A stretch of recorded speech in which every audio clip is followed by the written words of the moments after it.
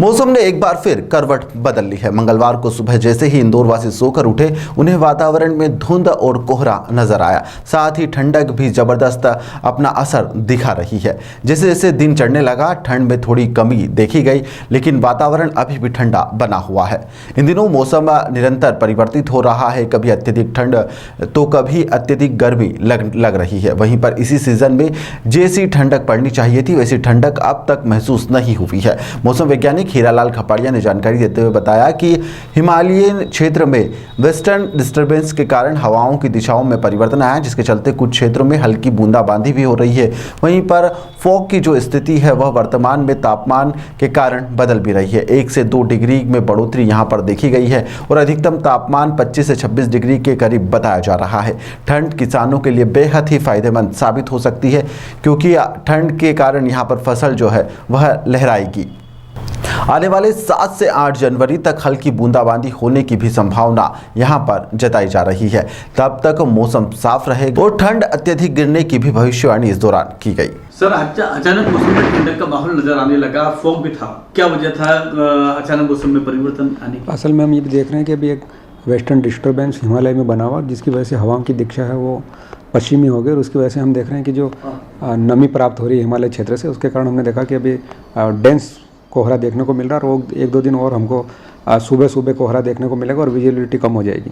अगर हम तापमान की बात करें तो तापमान भी वर्तमान में हम देख रहे हैं कि जो अधिकतम तापक्रम है वो फिर से 1.5 से 2 डिग्री बढ़कर 26 और 27 डिग्री के आसपास बना और जो न्यूनतम तापक्रम है वो भी अभी 2 डिग्री बढ़कर 14 और 15 डिग्री के आसपास बना हुआ है। यदि हम आने वाले दिनों की बात करें तो आने वाले दिनों में हम देखते हैं तो 7 और 8 तारीख के बाद से हमको मालवा क्षेत्र के कई जिलों में हल्की बूंदाबांदी देखने को मिलेगी और जो हवाओं की दिशा है ये एक बार फिर से चेंज होगा और जो टेम्परेचर है मिनिमम और मैक्सिमम, इस दोनों प्रकार के टेम्परेचर में 2 से 2.5 डिग्री की गिरावट देखने को मिल सकती है। सर, जैसे कि अभी आपने बताया कि 2 से 2.5 डिग्री जो टेम्परेचर बढ़ गया, जबकि वातावरण में ठंडक जबरदस्त नजर आ रही है।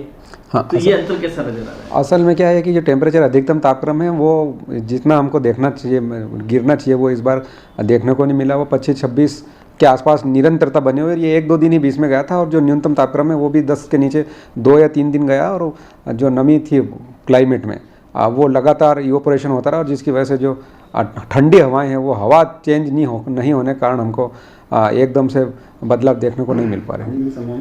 सर, आने वाले दिनों में अगर किसान के बारे में बात करें तो किसान के लिए ठंड कितनी उपयुक्त है? किसान की दृष्टि से देखें तो जो मैक्सिमम और मिनिमम टेम्परेचर ये दोनों अब नीचे जाना चाहिए। कम से कम जो अधिकतम तापक्रम है वो 25-26 बना हुआ, ये 23-24 के आसपास जाना चाहिए और जो न्यूनतम तापक्रम है वो 11 और 12 डिग्री के आसपास रहना चाहिए। तो उस दृष्टि से जो खरीफ की फसलें हैं वो बहुत अच्छी जमने की संभावना रहती है। तो अभी जो अधिकतम तापक्रम है वो हमारे लिए थोड़ा सा चिंता का विषय है, बाकी न्यूनतम तापक्रम तो ठीक ठाक है। वर्तमान मौसम को देख के मावठे की भी उम्मीद जताई जा रही है? वर्तमान मौसम को देखते हैं तो अगर हम अरब सागर और दूसरा इधर वेस्टर्न डिस्टर्बेंस हिमालय में बना, उसकी वजह से हवाओं की दिशा में चेंज होगा और 7 और 8 तारीख से हमको मध्य प्रदेश के मालवा और निमाड़ क्षेत्र में बूंदाबांदी देखने को मिलेगी, लेकिन जो ग्वालियर वाला डिवीजन और जबलपुर वाले संभाग में वहाँ हमको कहीं बारिश देखने को मिल सकती है।